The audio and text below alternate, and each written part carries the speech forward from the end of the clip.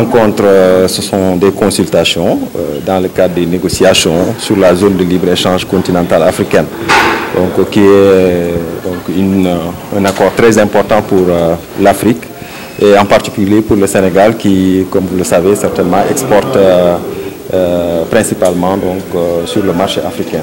Donc l'objectif c'est surtout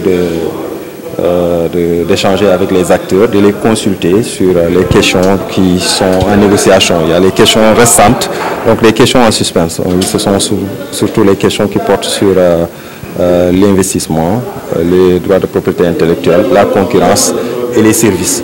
Donc nous voulons échanger avec les secteurs privés ainsi que tous les acteurs pour recueillir leurs positions et pouvoir donc porter ces positions-là dans le cadre des négociations de la ZLECAf et notamment pour l'activité qui se déroulera la semaine prochaine, c'est-à-dire le Conseil des ministres de la ZLECAf qui doit donc délibérer sur ces points-là avant de les transmettre à la conférence des chefs d'État et de gouvernement de l'Union africaine. C'est un accord, comme je le disais, très important et nous avons fait un grand pas depuis le lancement des négociations donc, qui ont démarré en 2015 et en 3 ans, 4 ans au maximum, nous avons pu obtenir un accord. L'accord a été signé en 2018 et aujourd'hui, donc, nous sommes dans la phase d'opérationnalisation. Comme je l'ai dit, il y a des questions qui restent, mais l'essentiel, en tout cas les questions fondamentales donc, qui permettent de faire du commerce sur le marché africain ont été négociées et donc adoptées par la conférence des chefs d'État et de gouvernement donc, de l'Union africaine. Donc il s'agit maintenant de finaliser, comme je l'ai dit, les questions qui restent et surtout aussi de mettre en œuvre effectivement la ZLECAf au niveau de chaque pays, donc de prendre les dispositions qui sont nécessaires pour la mise en œuvre de cet important accord. C'est l'objectif de la rencontre en réalité, c'est surtout prendre en considération ou en compte les préoccupations des acteurs et disons, les principaux acteurs, c'est donc les membres du secteur privé, donc c'est les entreprises, c'est les acteurs d'autres secteurs, donc les secteurs primaires, les secteurs secondaires, ainsi que donc, les acteurs donc, du commerce des services. Donc il s'agit surtout de les écouter et donc de prendre en compte leurs observations, leurs commentaires et ainsi que les recommandations qu'ils ont formulées. Nous avons aussi remarqué, donc, comme l'invite en tout cas que le secteur privé a fait, donc, pour renforcer en tout cas la collaboration entre le ministère du Commerce et les secteurs privés dans le suivi de ces négociations-là. Donc d'organiser plus d'activités, mais surtout aussi d'aller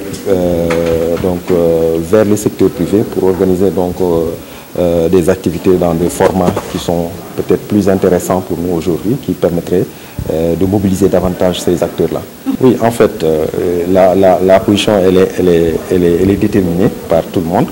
Ce sont, comme je l'ai dit, les acteurs qui donnent des orientations que nous adoptons.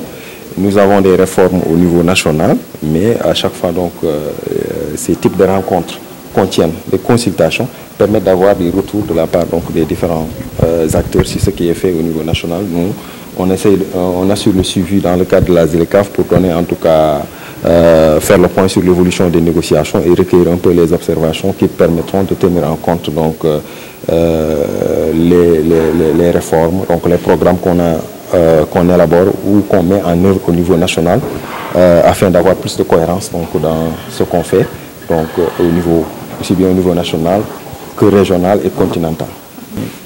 Il y a plus d'opportunités, je dirais plus d'opportunités dans la ZLECAf pour le Sénégal que de dangers. Il n'y a pas chaque